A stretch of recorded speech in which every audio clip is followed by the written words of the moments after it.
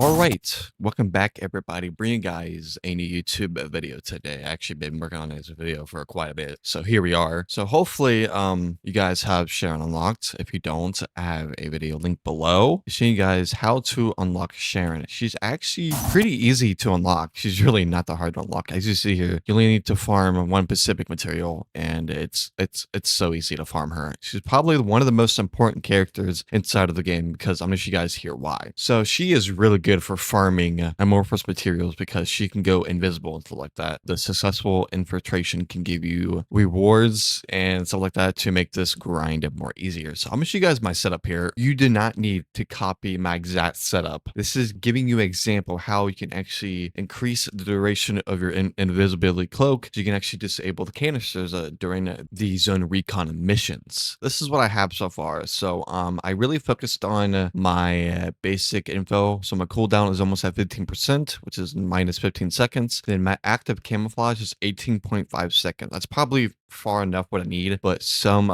zone recon missions, some canisters will be far away than others, so that's why you want to increase that duration as far as possible. You can have components that will increase that duration. I just use the mods to do it. People can do it differently. I use nimble fingers. The skill cooldown is negative 25.6%. Then I use increase HP and increase shield, so I can have, so I have a lot of HP and shield, so I can survive more longer while taking out other enemies. Then the skill extension, this is going to increase the skill duration by 40% almost. Then this is kind of optional. I like using these so I can grapple everywhere. If I'm at like a last canister that I can't disable and I'm not near it, I like using my grapple last second so I can get there quicker. Then I can disable that last canister as fast as possible. This is just optional. It's up to you. I use HP collector because if I'm fighting a boss and I'm using my ability, I like using my little my cutoff beam, so I can, as you see in the picture, you do like a little swing with your melee weapon, and I use that. Then once you get kills trying to take out the boss, basically after getting kills you will gain HP back, which is very good. That's basically what I do. So I was struggling to actually survive while trying to do these infiltrations successfully, but once you have a gun that does a lot of damage, you can actually just disable all the canisters and zone recon missions and basically take down the boss in seconds. But I was struggling to stay alive in my earlier stages because that's when I was like first starting off the game. I didn't have a good build. I was still building my character. HP collector is very good for building your character. Well, for me it worked. Just other people might be different. But you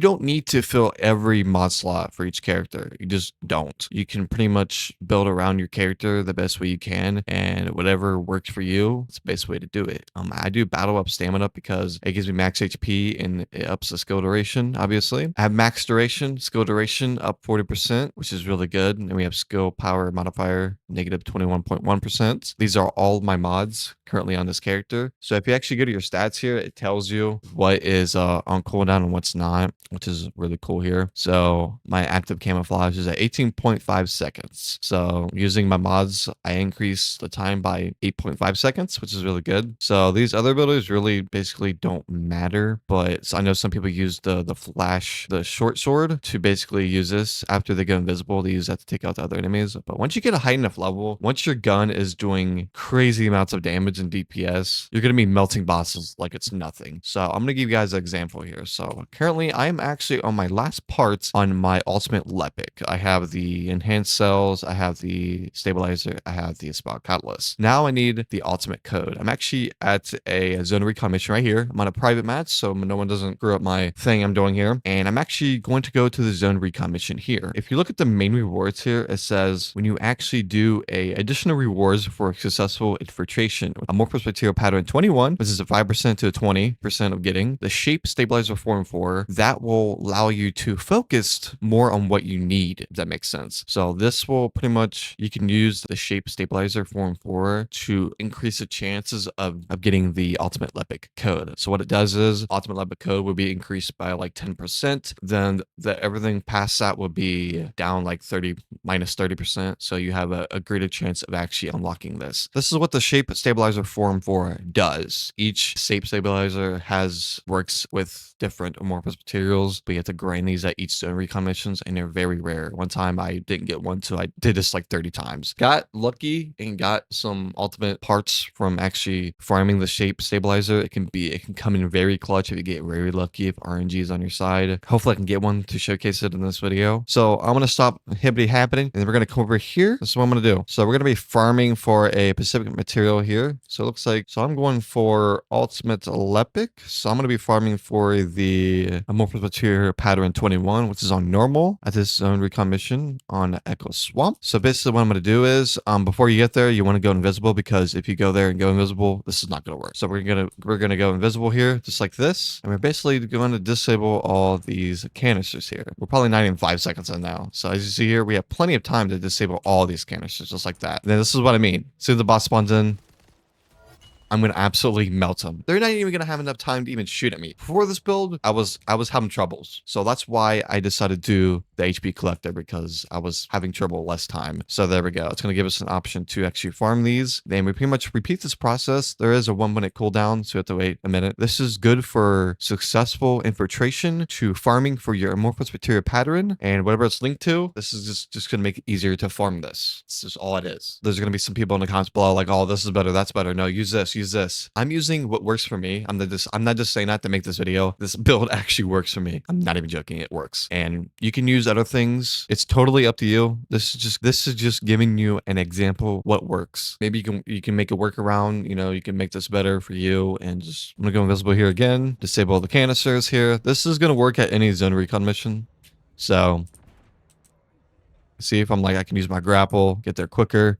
And that's usually what I do. So there we go. I'm going to melt the boss there. There we go. Not really a boss, but I guess you can call it a boss. And there we go. Amorphous material pattern 21. Just like that. We got it. So there we go. If you actually did this without the successful infiltration, I don't get many as amorphous material patterns at all. So that's why Sharen is key to farming this. So depending where you're at, void mission, your void mission will be locked behind a specific elemental or non-elemental character. So for me, this is Freyna. So I have enough resources to even do that. So I'm going to go over here. All right. So I'm going to switch to Freyna here, because this is the void fragment that's linked to the amorphous material pattern that I need. So we need to go over here. It tells you what elemental ability or non-elemental that you need for a specific descendant that's linked to that void fragment to do damage with your ability. So we're just going to come over here. I'm going to do damage to the void fragment just like this. And then if you don't do enough damage, you can just keep using your abilities until you destroy it. Then we're basically just going to clear out these enemies here. This one is very obnoxious because this one is too slow. So it looks like they changed this on normal here. This is actually pretty cool. I think they changed this. So basically, after we damage the void fragment and we clear all the enemies out, we're going to damage the void fragment once again. So there we go. We destroyed all the enemies. So we're just going to use our toxic abilities just like that. We're in our last bar. And we're going to clear all the enemies once again. And there we go. We destroyed all the enemies. So we're going to do damage to the void fragment. And there we go. We destroyed it. And then once we destroy these so many times, we're going to get materials for that. And as we get enough materials for farming this a lot, we're going to go to this void mission over here and we're going to fight that boss. All right, now I'm at the boss here. So I want to activate this fusion reactor here, void fusion reactor. So I'm just going to absolutely melt this guy here because I'm such a high level here. My gun does so much damage here because I built into it like crazy. We're going to take out these little orbs above his head here, just like this. Now I'm going to absolutely wreck this guy just like that. And he's going to drop reconstructed device that we need it to interact with. We're going to select the amorphous material pattern that we're using, which is right here. This shape stabilizer application I was talking about. It's going to increase the chances of getting the ultimate lepic code or whatever you're going for. Then it's going to decrease these chances. So you have an increase of getting this. So I want to shape this. Please give it to me. Lepic code. Damn it. So as you see here, it's an absolute grind of getting these. So I'm just going to do this fusion reactor one more time. So I got 2 of these. Absolutely melt this guy here. There we go. It's going to go to the second phase. Shoot his orbs above his head. The most annoying mechanic inside of the game. So you destroy him. If you stack about 10 to 15 of those, you just keep back to back doing these, or unless RG's on your side, we pretty much repeat the process, get 10 or 15 of these and just keep farming these or get like 30 of them. That's usually what I do. I actually needed one of those. Thank you for giving that. I actually needed that. I actually do use Sharen to actually go for certain things inside of the game. Because if I need for example, if I need a crystallization catalyst blueprint, I can go for this, and it makes me farm these way better than I usually can. So Sharen will make things way easier for you. You don't have to fight anything. You're literally going invisible, just disabling all the canisters, and it's so easy. That's basically the build. But for this character to build into Sharen, it just depends what you're going for if you're loadout, because you only need a few mods to make this character work. As I do in this video, this is going to be pretty much a successful infiltration build for Zenwood commissions to actually get those amorphous material patterns more easier, greater chances for better rewards, because you don't need a maxed out Sharen to do this. As you proceed her, you don't need to level her up as much as I did, but I'm just trying to figure out different builds on different things so I can make future videos on this character. This character is so good for this. So hopefully you guys know what this character is now, because she is so good. She is probably one of the most important dissonants in the game, because she can actually do this. I'm gonna melt the boss here. There we go. Not gonna be able to get that because our chances are low. I'm gonna give you guys another example of the way you can do this. If I'm gonna pretend that I can't fight the boss, for example. So maybe you guys are struggling to basically not do as much damage as the boss like I do. So basically, if I can't do enough damage, I can fight these enemies, and as you kill them, you're gonna get more HP before they take out your shield out, obviously. After you get invisible, you can use this ability right here. Just take out all the enemies around you just like that. You can use that after you go invisible. So after your cloak invisible goes away, you can actually, when you're using that cloak, you can use that ability and just kill everything in front of you. Then you can just have the more chances of killing the boss easier. So there's different ways you can do this. It just depends on what you're doing for your stealth. If you're doing enough damage with your weapon, you can just kill them instantly. But if you're not, you gotta use your other abilities to keep shooting the boss, and the HP collector is gonna help you stay alive more quicker. You can use the flat short sword to pretty much take out the enemies just like this. You can use this while in cloak. Then you can target specific enemies.